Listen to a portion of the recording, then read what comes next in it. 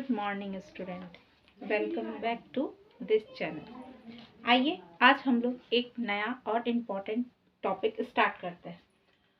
आज का जो हमारा टॉपिक है क्लास 8 का है और एसएसटी मार्जिनेशन सेक्शन।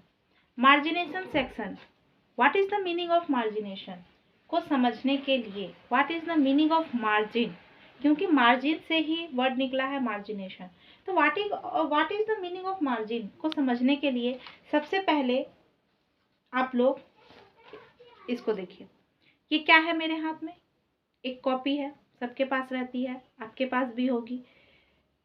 आप अपनी कॉपी में जब भी लिखते हैं तो stay this side, right this side. Exam जो है, एग्जाम में भी आपको यह गाइडलाइन दी जाती है कि मार्जिन दे करके लिखना है, यूज द मार्जिन। एंड इस मार्जिन का मीनिंग क्या होता है? इस मार्जिन का मीनिंग होता है कि इस मार्जिन, जैसे कॉपी में ये जो मार्जिन है, ये मार्जिन का एक अलग ही स्थान होता है, इसका एक अलग ही वैल्यू होती है, इसका एक अलग ही इम्पोर्टेंस होता है।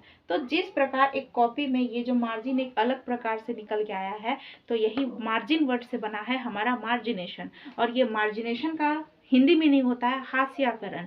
हास्याकरण वर्ड थोड़ा सा अलग है, इससे हम लोग सिंपल वे में समझते हैं इसको कि दिस ग्रुप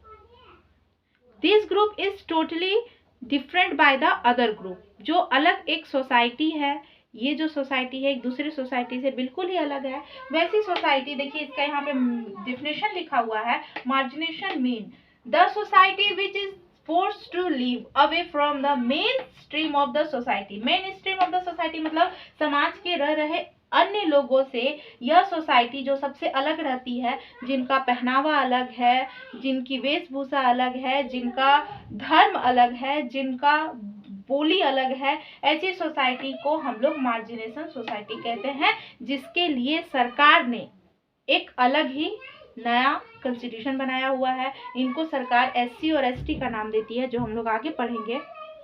और ये जो सोसाइटी है हमारे समाज से बिल्कुल अलग हटके है, और इसी सोसाइटी को हम लोग मार्जिनेशन सोसाइटी कहते हैं। तो कौन आते हैं इस सोसाइटी में, और कौन कौन इस सोसाइटी के अंदर आ सकते हैं, और क्यों ये इतने अलग होते हैं, क्यों इनको सोशियो पॉलिटिकल और इनका जो इकोनॉमिक कल्चर होता है ये सब सोसाइटी से अलग क्यों है, जानेंगे हम लोग आगे। ठीक है, सबसे पहले हम लोग इनका डेफिनेशन देखते हैं। डेफिनेशन के बाद है कॉज, क्यों ये सोसाइटी अदर सोसाइटी से बिल्कुल अलग हटके है। तो इसका जो फर्स्ट फैक्टर है ये है लैंग्वेज। लैंग्वेज मतलब बोली, भाषा। इस सोसाइटी का जो बोली होता है, भाषा होता है, लैंग्वेज होता है, वो अलग सोसाइटी से बिल्कुल अलग हटके होता है। या हम लोग कह सकते हैं कि इस सोसाइटी का जो बोली भाषा होता है अलग सोसाइटी से बहुत हार्ड होता है, मुश्किल होता है। उसके बाद है इसका रिलीजियस ग्रुप। आपने सुना होगा संथाली लैंग्वेज। क्या समझ में आता है आपको संथाली लैंग्वेज सुन के? नहीं, समझ में नहीं आता है। क्यों नहीं समझ में आता है? क्योंकि आप उस लैंग्वेज को पहली बार सुन रहे होते हैं, या फिर वो लोग इतना फास्ट बोलते हैं कि आपको उसका एक भी आपको अक्षर या लेटर नहीं समझ में आएगा। उसके बाद है रिलीजियस ग्रुप। इनका जो अपना धर्म होता है, ये लोग नेचर्स की पूजा करते हैं। नेचर्स मतलब प्रकृति, सन की पूजा करते हैं, ट्रीज की पूजा करते हैं, एनिमल्स की पूजा करते हैं। तो ये लोग जो उनका रिलीजियस धर्म होता है, अलग धर्म से बिल्कुल ही हटके होता है, बिल्कुल ही अलग होता है। इसके बारे में भी हम लोग आगे पढ़ेंगे। पहले कॉज के बारे में समझ लेते हैं। उसके बाद इनकी मेजोरिटी इनके पूरे भारत में बहुत ही कम होती है, या फिर ऐसा बोला जाए कि इनकी जो मेजोरिटी है पूरे भारत में जो आदिवासी आते हैं उनका मात्र 8% है। इसके बारे में भी हम लोग आगे जानेंगे। पहले इतना समझ लीजिए कि जो इनकी मेजोरिटी होती है ये बहुत अलग है। झारखंड, उड़ीसा, बंगाल और छत्तीसगढ़, ये जो 3-4 हमारे इंडिया में स्टेट है, इसी स्टेट में ये पाए जाते हैं। हमारे झारखंड में है, उड़ीसा में है, बंगाल में है, छत्तीसगढ़ है।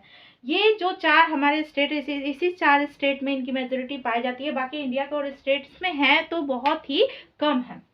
जिन कारण मेजोरिटी इनकी बहुत ज़्यादा कम है और इसी कारण ये मार्जिनेशन ग्रुप में आते हैं, अलग दूसरे सोसाइटी से अलग हट के आते हैं। उसके बाद है इनका low social and financial state.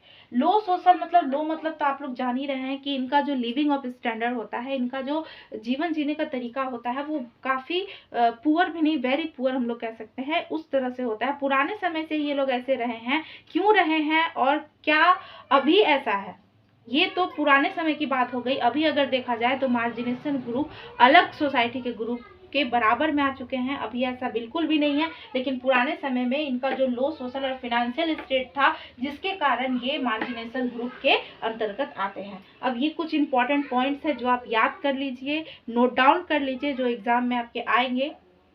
इसके बाद हम लोग इसके नेक्स्ट टॉपिक की ओर आगे बढ़ते हैं।